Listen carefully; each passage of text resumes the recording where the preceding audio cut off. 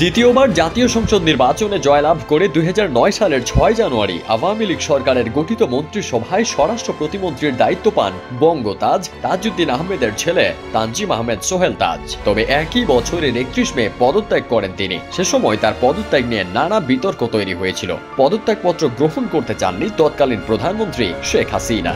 আমাকে অনেকে বাধা দিয়েছে, উপর থেকেই বাধা দেওয়া হয়েছিল। ২৫০টিরও বেশি ডিজাইন অপশন নিয়ে ওয়ালটন স্মার্ট ফ্রিজ, বোঝে আপনার প্রয়োজন।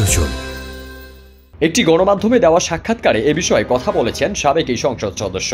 তিনি বলেন, আমি অনিয়ম দেখেছি, দুর্নীতি দেখেছি। বিটিআর এর ইনভেস্টিগেশন আমার ভালো লাগেনি। আমি স্বাধীনভাবে কাজ করতে পারছিলাম না। আমি যেভাবে কাজ করতে চাচ্ছিলাম, পুলিশ যেভাবে গোছাতে চেয়েছিলাম সেভাবে করতে পারছিলাম না।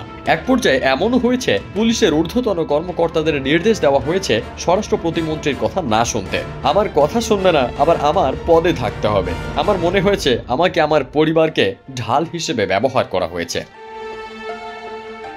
আমি যে সময় পদত্যাগ করেছি এটা কিন্তু বড় স্টেটমেন্ট ছিল। সে সময় আমাকে নিয়ে অনেক নাটক করা হয়েছে। আমার পদত্যাগ গ্রহণ করা হবে না। আমি পদত্যাগপত্র গ্রহণ না করার সুযোগ ছিল না। আমি পদত্যাগপত্র জমা না দিয়ে আমেরিকা চলে যাই, কারণ আমি জানতাম এখানে থাকলে আমার ঝামেলা হবে। সোহেল তাজ বলেন, আমেরিকা থেকে শেখ হাসিনার সঙ্গে কথা হয়েছে। আমি বারবার বলেছি আমাকে ছেড়ে দেন, আমাকে ছেড়ে দেন। উনি বলেছিলেন, না আমি ছাড়বো না, তোমার কি লাগবে, তোমাকে থাকতেই হবে। সোহেল তাজ বলেন, ফোনে আমার জীবনের সবচেয়ে বিচিত্র কথোপকথন হয়েছিল তখন। আমি শেখ হাসিনাকে বলেছিলাম আমাকে ছেড়ে দেন। এক পর্যায়ে তিনি টেলিফোনে গান গাওয়া শুরু করলেন। আমি তোমাকে ছাড়বো না, আমি কাউকে ছাড়ি না। উনি গান গাচ্ছেন টেলিফোনে। আমি শুনে থতমত খেয়ে গেলাম, এটার মানে কি?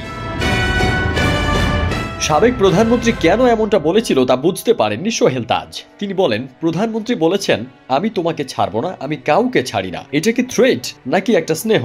আমি ঠিক বুঝতে পারছিলাম না। এটা কি স্নেহ, এটা কি? আমি স্বরাষ্ট্র প্রতিমন্ত্রী, হঠাৎ শুনলাম আমার জেলা গাজীপুরের এসপি পরিবর্তন হয়ে গেছে। কিন্তু আমি জানি না, এরকম অনেক ঘটনা ঘটেছে যার ফলে আমি পদত্যাগের সিদ্ধান্ত নেই।